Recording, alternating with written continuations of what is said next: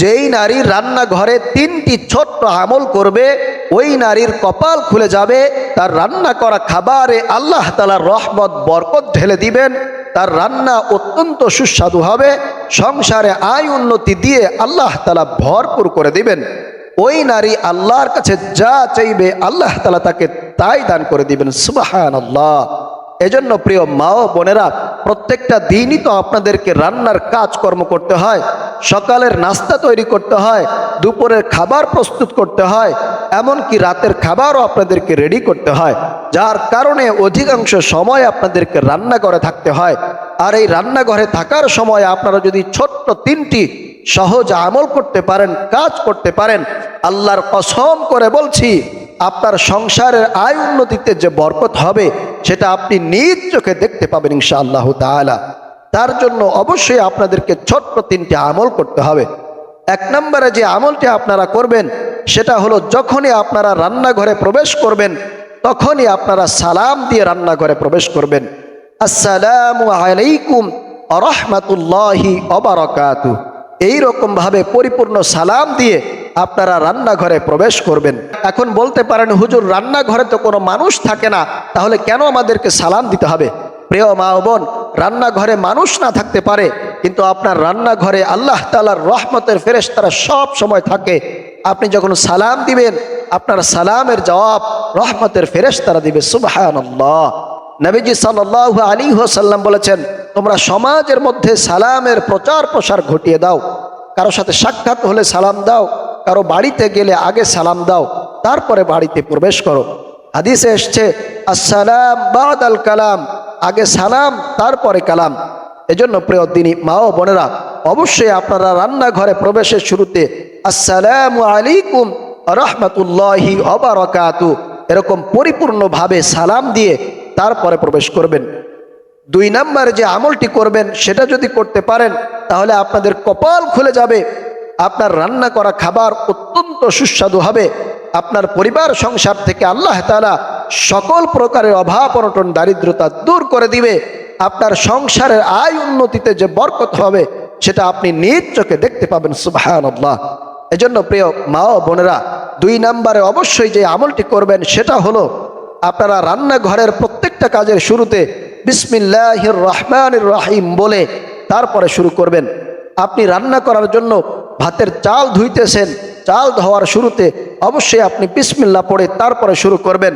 আপনি মাছ কাটতেছেন, মাছ কাটার শুরুতে বিসমিল্লাহ বলে শুরু করবেন। আপনি তরকারি কাটতেছেন, তরকারি কাটার শুরুতে বিসমিল্লাহ বলে শুরু করবেন। আপনি থালা বাসন ধুচ্ছেন, থালা বাসন ধোয়ার পূর্বে অবশ্যই বিসমিল্লাহ বলে শুরু করবেন। এরকমভাবে প্রত্যেকটা কাজের শুরুতে যদি আপনি বিসমিল্লাহ বলে তারপরে করতে পারেন, আল্লাহর কসম করে বলছি আপনার পরিবার সংসার থেকে আল্লাহ তাআলা সমস্ত অভাব অনটন দূর করে দিবে, সচ্ছলতার জীবন আল্লাহ তাআলা আপনার পরিবারে দান করবে। আপনার রান্না এত সুস্বাদু হবে যে পরিবারের প্রত্যেকেই আপনার রান্নার প্রশংসা করতে বাধ্য হবে। কারণ বিসমিল্লাহ এটা খুবই পাওয়ারফুল একটা দোয়া। এটা শুধু দোয়াই নয়, এটা কোরআন আল কারীমের একটা আয়াতও বটে। আল্লাহ পাক রব্বুল আলামিন কোরআন আল কারীমের মধ্যে 114টি সূরা নাজিল করেছেন। তার মধ্যে শুধুমাত্র একটা সূরা ব্যতীত বাকি 113টি সূরার মধ্যে এই বিসমিল্লাহির রহমানির রহিম রয়েছে। প্রিয় মা ও বোন, বিসমিল্লাহির রহমানির রহিমের আমল যদি আপনারা করতে পারেন তাহলে সরাসরি আল্লাহর পক্ষ থেকে আপনি সাহায্যপ্রাপ্ত হবেন। শয়তান আপনাদেরকে ধোঁকা দিতে পারবে না। এমনকি রাতের বেলায় যারা ঘুমানোর পূর্বে 21 বার বিসমিল্লাহির রহমানির রহিম পাঠ করে ঘুমাতে যাবে, আল্লাহ তাআলা তাদেরকে 3টি শ্রেষ্ঠ পুরস্কারে পুরস্কৃত করবেন।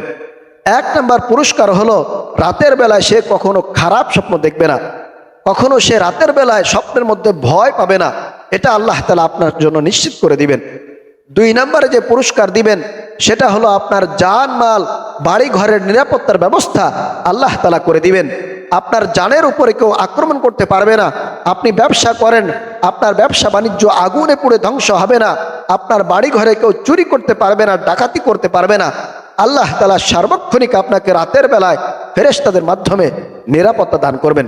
প্রিয় মা ও বোনেরা, 3 নম্বরে যে পুরস্কারে আল্লাহ তাআলা পুরস্কৃত করবেন সেটা হলো, আল্লাহ পাক রব্বুল আলামিন আল্লাহর নবী সাল্লাল্লাহু আলাইহি ওয়াসাল্লামকে স্বপ্নের মাধ্যমে তার সঙ্গে সাক্ষাতের ব্যবস্থা করে দিবেন। সুবহানাল্লাহ।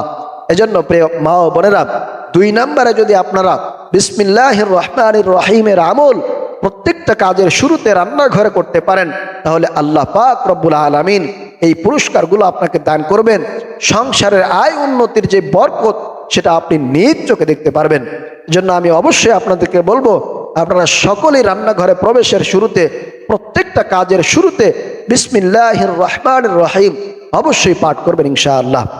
3 নাম্বার এবং সর্বশেষ যে আমলটি করবেন সেটা হলো রান্নাঘরে প্রবেশ করার পরে আপনারা বেশি বেশি নবীজি সাল্লাল্লাহু আলাইহি ওয়াসাল্লামের উপরে দুরূদ শরীফ পাঠ করবেন। দুরূদে ইব্রাহিম পাঠ করবেন, অথবা সব থেকে ছোট্ট দুরূদ সাল্লাল্লাহু আলাইহি ওয়াসাল্লাম সাল্লাল্লাহু আলাইহি ওয়াসাল্লাম পাঠ করবেন।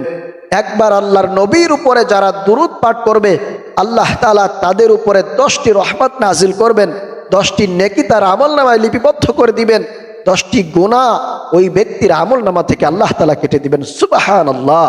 প্রিয় মা ও বোনেরা, আল্লাহর নবী হাদিসে বলেছেন, যারা সকাল এবং সন্ধ্যাবেলায় 10 বার করে দুরূদ পাঠ করবে, আল্লাহ রসুল সাল্লাল্লাহু আলাইহি ওয়াসাল্লাম হাদিসে বলেন, ওয়াজাবাত লাহু শাফাআতি, তাদের জন্য আমি নবীর উপরে সুপারিশ করা ওয়াজিব হয়ে যায়। সুবহানাল্লাহ। এজন্য প্রিয় মা ও বোনেরা, অবশ্যই আপনারা বেশি বেশি দুরূদ শরীফ পাঠ করবেন। এজন্য যত বেশি দুরূদ শরীফ পাঠ করবেন, তত বেশি আল্লাহর নবীর নিকটে থাকতে পারবেন, জান্নাতুল ফেরদাউসে থাকতে পারবেন। এজন্য প্রিয় মা ও বোনেরা, অবশ্যই আপনারা বেশি করে রান্নাঘরে এই 3টি আমল করবেন। আল্লাহ পাক রব্বুল আলামিন আমাদের সবাইকে এই 3টি আমল করার তৌফিক দান করুন। আসসালামু আলাইকুম ওয়া রাহমাতুল্লাহি ওয়া বারাকাতুহু।